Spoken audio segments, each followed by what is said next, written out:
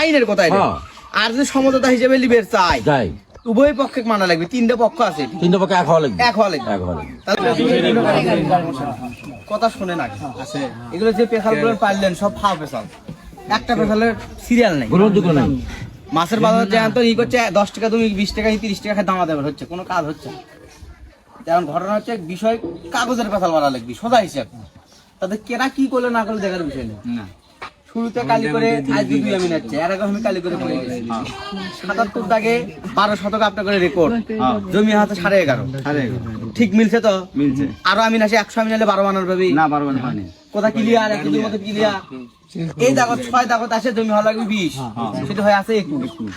তাহলে এই জায়গার জমি ওই জায়গার কাছে, হ্যাঁ তাই আছে। অলটার দিকে জমি ঠিকই ফিগার ঠিকই আছে, কিন্তু এই জায়গার জমি ওই জায়গার যা বেশি হয়ে আছে। বিষয়টা এটাই।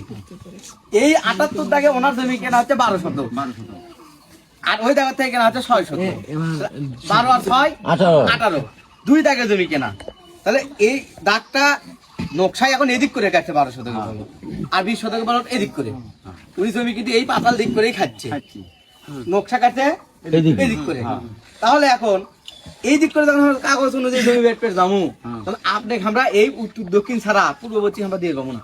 পাবো কি এই কাগজে আমরা উত্তর দক্ষিণ, আমি উত্তর দক্ষিণ বাড়ছি সমঝোতার ক্ষেত্রে। থামেন শেষ করি, আমি শেষ করি 5 মিনিট পাবেন, মনোযোগ দিয়ে শুনবো আপনার কথা। যে প্রশ্ন আছে পড়বেন উত্তর দিয়ে উঠে যাবো। তাহলে এখানে ওনার আমরা কাগজ অনুযায়ী ওনার যদি জমি বুঝে দিতে যাই, তাহলে আমরা উত্তর দক্ষিণ ভাবে দিতে হবে। আইনের কথা। আর যদি সমঝোতা হিসেবে লিবের চাই উভয় পক্ষে মানা লাগবে। তিনটা পক্ষ আছে, তিনটা পক্ষে এক হওয়া লাগবে। তাহলে ওনাকে আমরা 18 শতক বরাবর 2 জায়গাতে মিল করে বাইক দিয়েছি। এর মধ্যে আমার কাহিনী আছে। এই 78 দাগ আর 406 দাগ কোনো ঘন নাই, সরজমিনে ওনার বাড়ির কাছে টিফল বাথরুম যে দিছে মাত্র সময় একটু খেয়াল করলাম দুই ঘন, ওই ঘন কিন্তু আর থাকবি না। যদি 18 শতক না স্কোয়ার ভাবে দিবে যাই, কোনো ঘন থাকবে না, স্টার থাকবি। এই ক্ষতি সাধ্য মানা লাগবে। আমি কয় যে না আমি